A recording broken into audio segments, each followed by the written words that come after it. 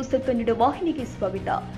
Short ಸರ್ಕ್ಯೂಟ್ನಿಂದಾಗಿ ಕಾರೊಂದು ಹೊತ್ತಿ ಉರಿದಿದ್ದು ಭಾರಿ ಅನಾಹುತವೊಂದು ತಪ್ಪಿದೆ. ಬೆಳಗಾವಿ ನಗರ ಕೇಂದ್ರ ಬಸ್ ನಿಲ್ದಾಣದ ಬಳಿ ಘಟನೆ ಸಂಭವಿಸಿದೆ.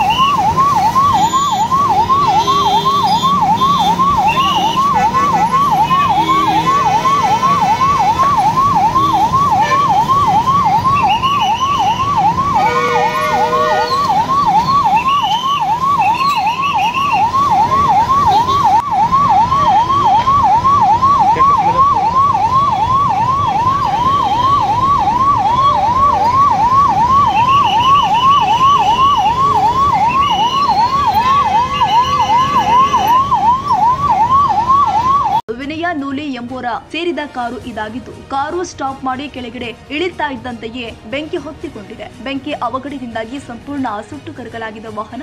ಇನ್ನು ಸ್ಥಳಕ್ಕೆ ಮಾರ್ಕೆಟ್ ಪಿಎಸ್ಐ ಹುಸೇನ್ ಸೇರಿ ಪೊಲೀಸರು ಭೇಟಿ ಕೊಟ್ಟು ಪರಿಶೀಲನೆ ಮಾಡಿದ್ದಾರೆ. ಬೆಳಗಾವಿ ಮಾರ್ಕೆಟ್ ಪೊಲೀಸ್ ಠಾಣಾ ವ್ಯಾಪ್ತಿಯಲ್ಲಿ ಘಟನೆ ಜರುಗಿದೆ.